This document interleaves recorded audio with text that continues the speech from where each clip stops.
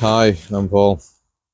For this video, I think I'm going to talk about loneliness, or the feeling of loneliness. I guess I'm going to talk about this from a few different angles.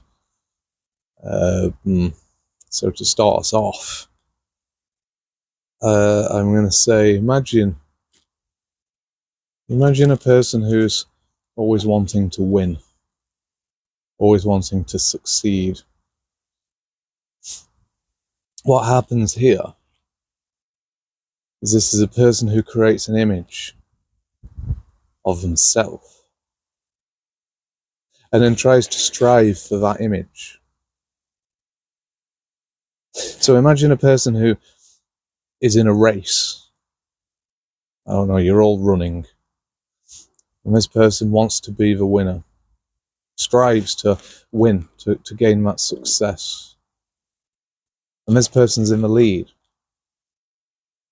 And in this person's head, all there is I'm winning, I'm in the lead, I'm the fastest. You see, thinking like this kind of closes out everything else. There's another 99 people in the race, but you don't see them because you're chasing a dream.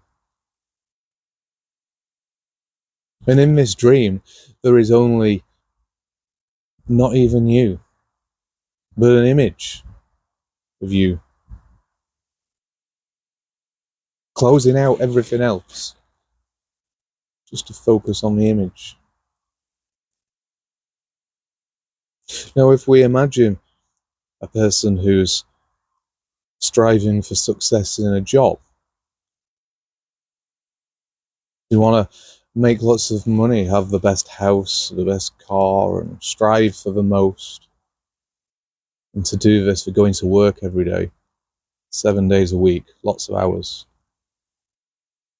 And the family at home is saying, but you're never here. We never see you. And even when you are here, you're too busy trying to chase your dream. What I'm trying to suggest here is if we have a dream in our head, an ideal, an image of who we want to become, this becoming is in time, the future. And if we're always trying to live in the future,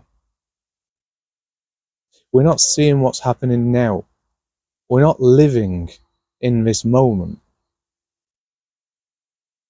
We're not seeing life, the family, each day. But we're focused on this future.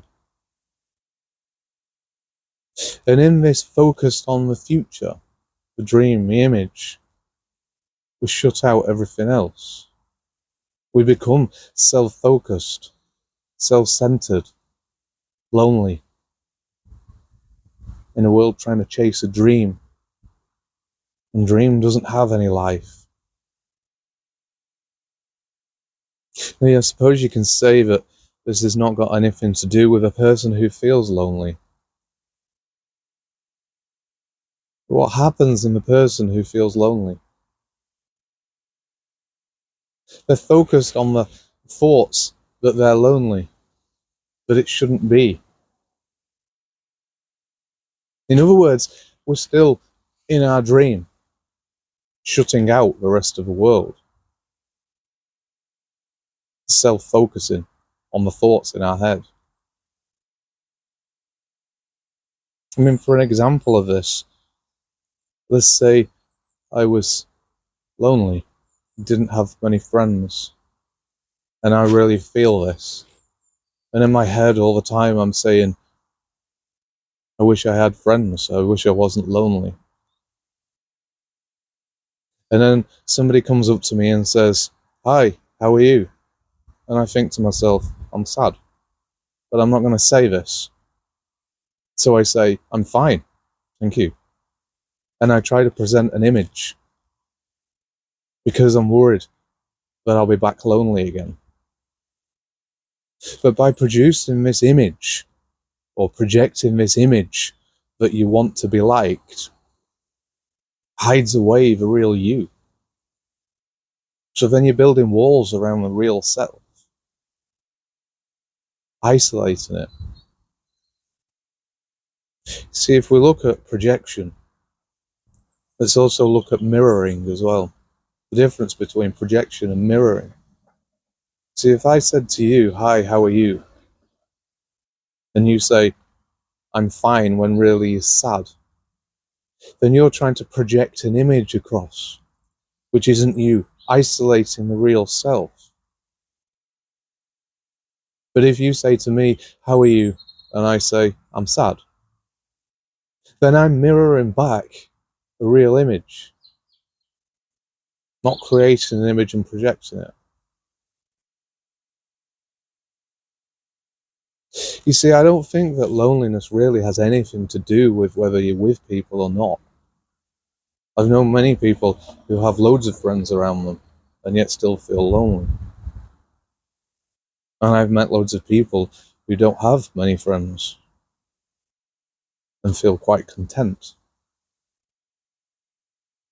So I don't think that lonely has anything to do with other people, but more the isolation of the self, building a wall around the self, trying to produce a false image of yourself to others, therefore isolating yourself.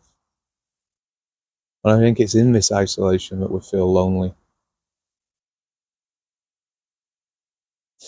Anyway, I mean, that's all I've got to say. Thanks so much for listening.